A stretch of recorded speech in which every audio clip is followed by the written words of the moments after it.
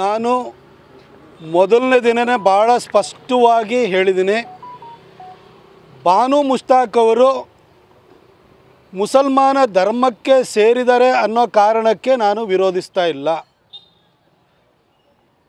ಅಥವಾ ಮುಸಲ್ಮಾನರ ಬಗ್ಗೆನೂ ನಮಗೆ ಯಾವುದೇ ಅಬದ್ಧ ಭಾವನೆಗಳಿಲ್ಲ. ಈ ವಿಷಯದಲ್ಲಿ ನಾನು ಮುಸಲ್ಮಾನರನ್ನಾಗಲಿ ಬಾನು ಮುಷ್ತಾಕ್ ಅವ್ರನ್ನಾಗಲಿ ನಾನು ಖಂಡಿತ ದೂರುವುದಿಲ್ಲ.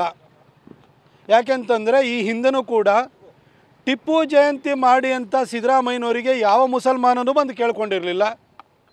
ಆದರೆ ಅವ್ರನ್ನ ಒಗ್ಗೂಡಿಸ್ಕೊಳ್ಬೇಕು, ತನ್ನ ಪರವಾಗಿ ನಿಲ್ಲಂಗೆ ಮಾಡ್ಕೊಳ್ಬೇಕು ಅನ್ನೋ ಕಾರಣಕ್ಕೆ ಸಿದ್ದರಾಮಯ್ಯನವರು ಸ್ವತಃ ಟಿಪ್ಪು ಜಯಂತಿಯನ್ನು ಆರಂಭವನ್ನು ಮಾಡಿದರು. ಈಗ ಬಾನು ಮುಷ್ತಾಕ್ ಅವರ ವಿಚಾರದಲ್ಲೂ ಕೂಡ ಯಾವ ಮುಸಲ್ಮಾನರು ಬಂದು ಬಾನು ಮುಷ್ತಾಕ್ ಅವರನ್ನು ದಸರಾ ಆಚರಣೆಗೆ, ಅದರ ಉದ್ಘಾಟನೆಗೆ ನೀವು ಕರೀರಿ ಅಂತ ಯಾರೂ ಕೇಳ್ಕೊಂಡಿರಲಿಲ್ಲ. ಬಾನು ಮುಷ್ತಾಕ್ ಅವರು ಕೂಡ ಅಪ್ಲಿಕೇಶನ್ ಹಾಕಿರಲಿಲ್ಲ. ಆದರೆ ಬಾನು ಮುಷ್ತಾಕ್ ಅವ್ರನ್ನ ಕರೆದ ನಂತರ ನಾನು ಎತ್ತಿದ ಕೆಲವು ಪ್ರಶ್ನೆಗಳಿಗೆ ಉತ್ತರ ರೂಪದಲ್ಲಿ ಬಾನು ಮುಷ್ತಾಕ್ ಅವರು ಮಾತಾಡಿದ್ದಾರೆ. ಕಾಂಗ್ರೆಸ್ಸಿನ ವಿವಿಧ ನಾಯಕರುಗಳು, ಸಚಿವರುಗಳು ಕೂಡ ಹೇಳಿಕೆಯನ್ನು ಕೊಟ್ಟಿದ್ದಾರೆ. ನಾನು ಬಾನು ಮುಷ್ತಾಕ್ ಅವರಿಗೆ ನೇರವಾಗಿ ಕೇಳಲಿಕ್ಕೆ ಬಯಸ್ತೀನಿ, ಮೇಡಮ್, ನೀವು 2023ರ ಜನಸಾಹಿತ್ಯ ಸಮ್ಮೇಳನದಲ್ಲಿ ನೀವು ಏನಂತ ಮಾತಾಡಿದ್ದೀರಿ ಮೇಡಮ್?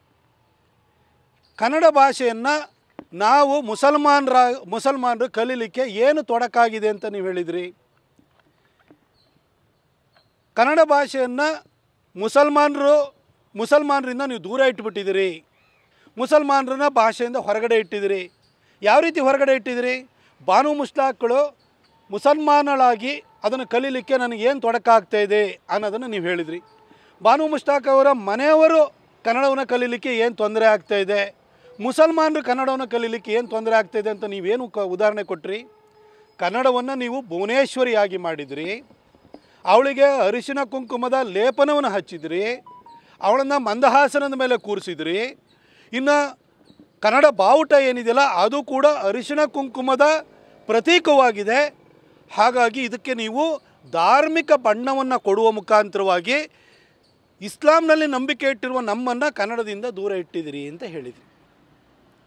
ಮೇಡಮ್, ಈಗ ಹೇಳ್ತಾ ಇದ್ದೀರಿ ತಾಯಿ ಚಾಮುಂಡೇಶ್ವರಿನೇ ನನ್ನನ್ನು ಕರೆಸ್ಕೊಳ್ತಾ ಇದ್ದಾಳೆ ಅಂತ.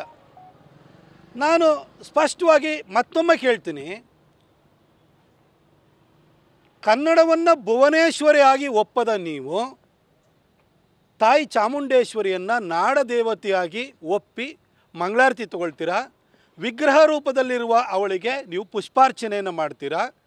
ಈಗ ನಿಮ್ಮ ಧರ್ಮ ಅನ್ನೋದು, ನಿಮ್ಮ ಆಚರಣೆ ಅನ್ನೋದು, ನಿಮ್ಮ ಆರಾಧನಾ ಪದ್ಧತಿ ಅನ್ನೋದು ಅಡ್ಡಿ ಆಗಲ್ವಾ?